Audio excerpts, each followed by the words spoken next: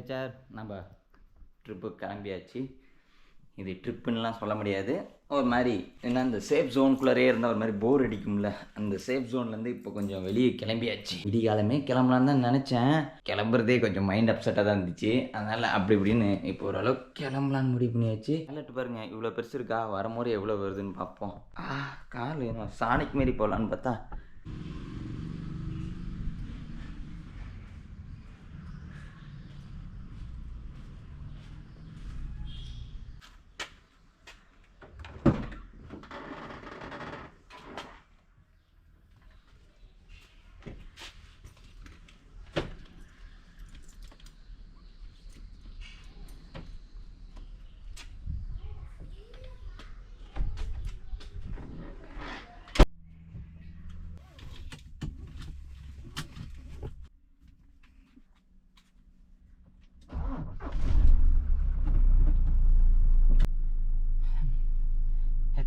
கிளம்பலாமா? காரில் போடுற இந்த செட் எதுக்கு தானே, அதாவது நான் பாட்டு கேட்பேன், ஆனால் உங்களுக்கு பாட்டு கேட்கக்கூடாது. இப்படி ஒரு வேளை பாட்டு கேட்டிங்கன்னா காப்பிரைட் உங்களுக்கு விழுவாது, எனக்கு தான் விழுவோம். அதனால் ஃபஸ்ட் எடுத்தோடனே வண்டி முன்னாடி விட்டுட்டு அதுக்கப்புறம் பேக்கில் போகலாமா? வாழ்க்கையில் எடுத்தோடனே முன்னாடி போன்னு சொல்லுவாங்களே, சென்டிமெண்ட்டாக இது எப்போ கார் எடுத்தாலும் ஃப்ரண்ட்டில் யூஸ் பண்ணி நான் பழக்க ஆகிட்டேன். அது எப்படின்னா எங்கள் அப்பா கிட்ட இருந்து தான் கற்றுக்கிட்டேன். வண்டி பெங்களூர் போகாது. ஆக்சுவலாக இன்னைக்கு ஃபஸ்ட் டே பார்த்தீங்கன்னா நான் பெங்களூர் தான் போக போகிறேன். நேற்று நைட்டே எல்லா மேப்பும் போட்டேன். இன்னைக்கு பெங்களூர், நாளைக்கு வந்துட்டு கூர்க் சம்திங் ஒரு ஏரியா, அந்த ஏரியாவுக்கு போகலான்ட்டு ஒரு ஐடியா. அதை முடிச்சுட்டு அப்படியே மைசூர் பக்கம் போயிட்டு மைசூர்லேருந்து ஒரு ரவுண்ட் அடிக்கலாம். ஏன்னா அதுக்கு மேலே போனால் நம்மள்ட்ட காசு காலி. எப்பயுமே நம்ம ஒரு இடத்துக்கு கிளம்புறோன்னா ஸ்ட்ரெஸ் ஆகாமல் வரணும்னா அதுக்கு மொதல் பாயிண்ட்டு நம்மள்ட்ட கேஷ் வந்துட்டு கரெக்டாக இருக்கணும். ஃபுட்டுக்கு இல்லைனாலும் பெட்ரோலுக்கு இருக்கணும். காருக்கு வேறு டீசல் இல்லை, டீசல் வேறு போடணும். ஆனால் இன்னைக்கு காலையில் மாரி நான் என்றைக்குமே டென்ஷன் ஆனதே இல்லை சார். என்னன்னு பார்த்தீங்கன்னா அவ்வளோ இந்த பக்கம் ஒரு மூளையே வந்து துடிக்க ஆரம்பிச்சிருச்சு. அவ்வளோ ஓவர் திங்க்கு, அது இது ஒரே டைமில் 5 யோசிச்சா கூட பரவாயில்ல. ஆனால் என்னோட கடைசி அந்த ஜோசியத்தை இங்கிலீஷ் இனிமே சொல்லுவாங்களே ஏதோ ஒன்று, அது பார்க்கும் போது என்ன சொன்னாங்கன்னா எனக்கு வந்து 5 ஒரே டைமில் 5 ஏதாச்சும் யோசிச்சுக்கிட்டே இருப்பேன் அப்படின்னு சொன்னாங்க. அது வேணால் அனலைஸ் பண்ணேன், உண்மைதான். ஏன்னா நான் இது யோசிச்சுட்டு இருக்கும்போது உடனே வேறு ஒன்று யோசிச்சுட்டு இருப்பேன், அதை யோசிச்சு முடிஞ்சோடனே இன்னொன்று யோசிச்சு முடிப்பேன். அது யோசிச்சுட்டு இருக்க மாதிரி வேறு யோசிப்பேன். ஆனால் இன்னைக்கு வந்துட்டு ஒரு 20-30 யோசிச்சுட்டு இருந்தேன். என்ன தான் நடக்குதோ எனக்குள்ளார ஒன்றுமே புரியல. முக்கியமாக இங்கே கடை இருக்குங்களா, அந்த கடைக்கு முன்னாடி ஒரு ஹைவேஸ் இப்போ ஆல்ட்ரேஷன் பண்ணியிருக்கானுங்க பாரு. எதுக்கு தான் அவ்வளோ ஆர்ன் அடிக்கிறானுங்களோ தெரில. எனக்கு ஆர்னு சவுண்டு கேட்டாலே ஒரு மாதிரி அப்படியே மூளைக்குள்ளார புழு நெண்டுது. இதெல்லாம் யோசிக்கும் போது லடாக்லேயே பேசாமல் உட்காந்துக்கலாமேன்றது. இருந்தாலும் என்ன பண்ணுறது, எங்கள் அப்பாவோட பிஸ்னஸ்லாம் இங்கே தானே இருக்குது. இது விட்டுட்டு போய் அங்கே உட்காரவும் முடியாது. அங்கே உட்கார்ற அளவுக்கு நான் முட்டாலும் கிடையாது. கையில் வெண்ணெயை வச்சுட்டு திணையை தேடி போகிற கதை மாரி வாய்ப்பே இல்லை. எவ்வளோ ப்ரெஷராக இருந்தாலும் இது சமாளிச்சாக்கணும். கொஞ்சம் ப்ரெஷர் அதிகமாக இருக்கும், ஒரு 2 நாள் பிரேக் எடுத்துக்கிறேன்னு வீட்டில் கேட்டு போயிருக்கேன். ரைட்டு போனால் எங்கள் கடை, லெஃப்ட்டு போனால் கொஞ்சம் பீஸ்ஃபுல், காசு தீர்ற வரைக்கும். ஆனால் எப்பயுமே கார் ஆஃப் ஆகாது.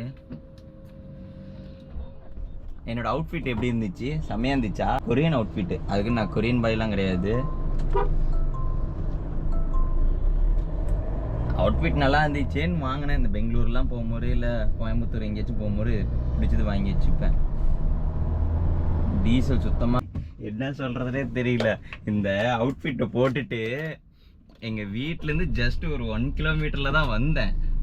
ஒரு 1 கிலோமீட்டர் இங்கே வந்துட்டு அக்கா 3000க்கு போடுங்க அப்படின்னா தமிழில் தான் பேசினேன். அந்த வேர்ட் மட்டும் இங்கிலீஷில் பேசினேன். அப்புறம் என்னோடய அவுட்ஃபிட்டை பார்த்துட்டு நான் உடக்கான்னு நினச்சிட்டானுங்க. அவங்க பண்ண செய்கை இருக்கு, சாப்பிட போயிருக்காங்க, கம்மிங்.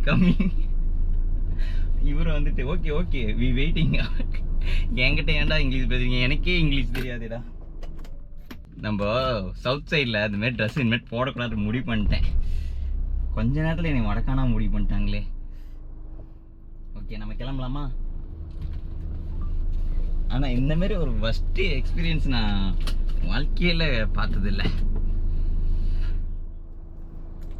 3000க்கு டீசல் போட்டிருக்கேன்.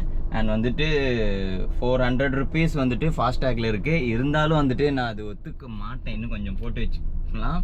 அந்த ஆனுவல் இதை சொன்னாங்க, மீன்ஸ் ஒரு 3000 போட்டால் 1 இயருக்கு நம்ம போடுறதில்ல அப்படின்னு சொல்லிட்டு 1 இயருக்கு நம்ம ஃபாஸ்டேக் போட தேவையில்லைன்னு. அதுலேயும் நிறையா ஒர்க்ஸ்லாம் இருக்காமா, அதனால கொஞ்சம் போக விட்டு போட்டுக்கலாம் அப்படின்ட்டு பார்க்கலாம். இப்போ நான் ட்ரிப்பு மொத்தமாக வந்துட்டு எவ்வளோ செலவு பண்ணுறேன்னு, என்னோடய பட்ஜெட் பார்த்தீங்கன்னா ஒரு 10,000 தான். ஒரு 10,000 எப்படி போயிட்டாரு. இப்போ வந்து நான் 3000 போட்டேன்னா இன்னும் ஒரு 3000 போட்டால் நான் ரிட்டர்ன் வரணும். மிச்சம் 4000 தான் நாங்கள் செலவு பண்ணோம். அதுக்கு மேலே நம்ம எந்த செலவும் பண்ணக்கூடாது அப்படின்னு ஒரு மைண்ட் செட்டில் இருக்கேன். பசிக்குது, ஆனால் மணி 11 ஆகிடுச்சு. எங்கள் அப்பா அப்பயே சொன்ன சாப்பிட்டு போடா மகனேன்னு. நோ நோ நோ நோ அப்படின்னு. என்ன பாட்டு ஓடுது? ஆனால் எனக்கு மட்டும் மனசே வர மாட்டேங்குது. வச்சு அந்த மாதிரி ரோட்டில் இருந்தாங்கன்னா வரன்னு ஆறுன்னு அடிக்கிறதுக்கு மனசே வர மாட்டேங்குது. நின்று கூட போயிடுறேன். அவனுங்களுக்கு என்ன அவசரமோ தெரில. முக்கியமாக இந்த பஸ் ஓட்டுறவங்க தான் ஆச்சார் முடியல சாமி. விட்டு கிளான்ட்டு ஆறுன்னு அடிக்கிறானுங்க. எனக்கு ஒரு டவுட்டு, எப்படியும் ஆறுலாம் மாடிஃபை பண்ணக்கூடாது தானே, ஆனால் எப்படி கவர்மெண்ட் பஸ்ஸுக்கு அந்த ஆறுன்னு வைக்கிறாங்கன்னு தெரியல. வினித் தான் கால் பண்ணுறான். இது எப்போதான் மாற்ற போகிறாங்க? ஒர்க் இந்த ரோட்டில் போயிட்டுருக்கு போல வச்சாரு. கூடி சீக்கிரம் வந்துட்டு இந்த ரோட்டுக்கு ஒரு விடிவு காலம் போகிறக்கும். இது எங்கேயுமே போகிறதுக்கு இல்லை. எந்த பக்கம் போனாலும் உயிர் பயம். அப்படியே 2 பால் அப்படியே இறுக்கி பிடிச்சிட்டு இந்த இடத்துல போகிறதா இருக்கும். பார்க்கவே பயமாக இருக்கும். இந்தியாவே ஒரு ரோடு பார்த்து பயப்படுதுன்னா இந்த ரோடு மட்டும்தான் இருக்கும். எப்படி இருக்கும் தெரியுங்களா? கச்சான்னு இருக்கும்.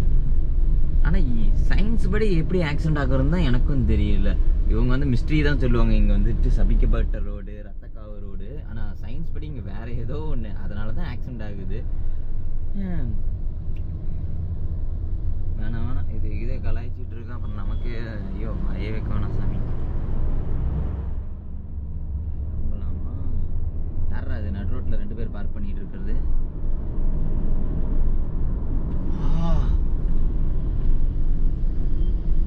ஐயோ நான் இந்த ரோட்ல இறங்கிட்டேன். டேய் குரங்கு போ, அந்தாண்ட போ. ஏய் குரங்கு வேற போக மாட்டேங்குது. இந்த பக்கம் வண்டி வருது, தேவையில்லாம நாம தான் இந்த பக்கம் வந்துட்டோமோ. டோல்கேட்லேயே இவ்வளோ டிராஃபிக்னா இந்த ஊரில் நான் பயப்படுற ஒரே விஷயம் பார்த்தீங்கன்னா இந்த டிராஃபிக் தாங்க சார். நம்ம ஒரு 1 hourல ஒரு ப்ரோக்ராம் பண்ணியிருந்தோம் வச்சுக்கோங்களேன், அங்கே போகிறதுக்கு ஒரு 2 hours இல்லை 3 hours ஆயிரும். எவ்வளோடா டோல்கேட் சார்ஜு? என் வண்டி மட்டும் ஸ்பீடாக போகுது, மித்த வண்டிலாம் நிற்க வச்சு அமிச்சிடும். ஐயோ காலையிலேருந்து கார் விட்டே இறங்கலே வச்சாரு. தண்ணி குடிச்சிட்டே இருந்தால் இன்னும் காலையிலேருந்து டிஃபனும் நான் சாப்பிடவே இல்லை. மணி பார்த்தீங்கன்னா இப்போது ஒரு 1:20 சம்திங் ஆயிடுச்சு. இன்னி வரைக்கும் தண்ணி 1 லிட்டர் வாங்கி வச்சுருந்தேன், அதை குடிச்சிட்டு தான் இப்போ உயிர் வாழ்ந்துட்டு இருக்கேன். யூரினாரும் முட்டிட்டு இருக்குது. கடைசியாக நம்ம பிளாக் பேந்தர் வந்து எதுக்கோசம் இங்கே கொண்டு வந்தோம்னா, நம்ம அந்த ஸ்பிட்டி வேலி ட்ரிப் போனோம்ல அப்போ கொண்டு வந்தது. அதேமாரி பிளாக் டின்ட்டில் கொண்டு வந்தேன். அதுக்கப்புறம் இப்போ தான் கொண்டு வரேன். இந்த பக்கம் வந்தாலே கொஞ்சம் ஒரு மாதிரி ஈர கொலையெல்லாம் நடுங்கிடும். ஏன்னு பார்த்தீங்கன்னா உங்களுக்கு தான் தெரியுமே பெங்களூரோட ஸ்ட்ரிக்ட் அண்ட் ரூல்ஸு. இண்டிகேட்டர் போட்டாலாம் ஃபைன் போடுவாங்க. இதுலேருந்து எப்படி தப்பிச்சு நான் கர்நாடகா விட்டு தாண்டி வெளியே போய் சர்வே பண்ண போகிறனோ தெரில. ஓகே, ஃபஸ்ட்டு வந்துட்டு வினித்தை போய் விசிட் பண்ணிவிட்டு, முதல்ல பெங்களூரில் ஒரு பயங்கரமான பிரியாணி சாப்பாடு எனக்கு பிடிக்கும். அது வந்துட்டு லாஸ்ட் டைம் வரும்போது சாப்பிட்டேன். டேஸ்ட் இன்னமும் என்னால் அதை ஃபீல் பண்ண முடியுது. இப்போ நான் பெங்களூர் ரீச் ஆகிட்டேன். நேராக அந்த கடைக்கு தான் பார்த்தீங்கன்னா கூகுள் மேப் போட்டு வச்சுருக்கேன். கேபிள் எடுத்துகிட்டு வராதனால அதில் செட் ஆகலை. அதனால இப்படியே தான் கீழே குமிஞ்சு பார்த்துட்ருக்கேன். எப்போ லாரியமாக பிரேக் போடுவானே தெரியல. இன்னும் கரெக்டாக பார்த்தீங்கன்னா 26 kilometers இருக்குது அந்த கடைக்கு. அங்கே போய் சாப்பிட்றேன், vlog அப்படியே கண்டினியூ பண்ணுறேன். இந்த ஊரில் வந்து நடுவில் எங்கே குழி வச்சுருக்காங்கன்னு தெரியல. குழியில் விட்டா வேற ஒரு சொட்டு லீக் ஆகிற மாதிரியே ஃபீல் ஆகுது. என்ன ஏறி இறங்கினோன்னே உள்ள இருக்கிற தண்ணியில் மேலே ஏறி இப்படி இறங்குது.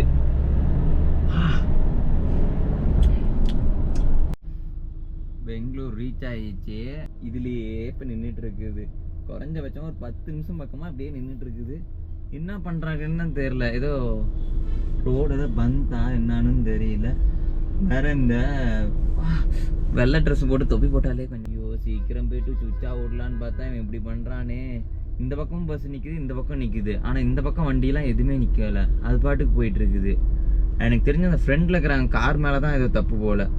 ஒர்க்கர்ஸும் 2 பேர் தான் இருக்கானுங்க சார், அதனால தான் நினைக்கிறேன். இந்த அக்கா பாவம் இதுக்கும் அதுக்கும் மாற்றி மாற்றி நடந்துட்டு இருக்குது. இப்போ பாரு மறுபடியும் அந்த குச்சி எடுத்து தேய்ன்னு தேய்ப்பாங்க, ஒர்க் ஆகாதுன்பாங்க, அப்புறம் போய் என்ட்ரு அடிப்பாங்க. இல்லை இதில் ஒர்க் ஆகிடுச்சு, தெய்வமே நம்மளுதும் ஒர்க் ஆகணும். பாரேன் பாவம் அந்த அக்கா இங்கிட்டையும் அங்கிட்டையும் போயிட்டு எந்த ஒருவேளை சென்சார் ப்ராப்ளமாக இருக்குமோ. வாக்கா சீக்கிரம், தம்பி அமுச்சு விடுக்கா சீக்கிரம், டே ஜிபே பண்ணுற நேரமாடா இது. இந்த அக்கா இப்படி நடந்து இழைச்சி போயிடுவாங்க போல். இப்போ பேர் நம்ம இதுவும் கார்டு எடுத்து தேய்ப்பாங்க. அக்கா கண்ணாடி ஸ்க்ராட்சு, தேங்க்ஸுக்கா. இப்போ பாரு மேலே என்ன வேகத்தில் போக போகிறேன்னு. இல்லை ஃபாஸ்ட் கேமரா வேறு இருக்கும், 50லே போகணும். ஒழுங்காக மூடிட்டாங்க, பெரிய ஹைவே கிடச்சிச்சு. அங்கேயே சுவிட்சா அடிக்கலான்னு பார்த்தேன். சரி பக்கமாக தான் இருக்குது பிளேஸு, இங்கே வந்து உச்சா அடிச்சிடலான்னு பார்த்தேன். இங்கே பார்த்தா எல்லா பக்கமும் பேரிகார்டு போட்டு வச்சுருக்காங்க. ஐயோ குடியில் விடுமோன்னு நாட்டு நடுங்குது.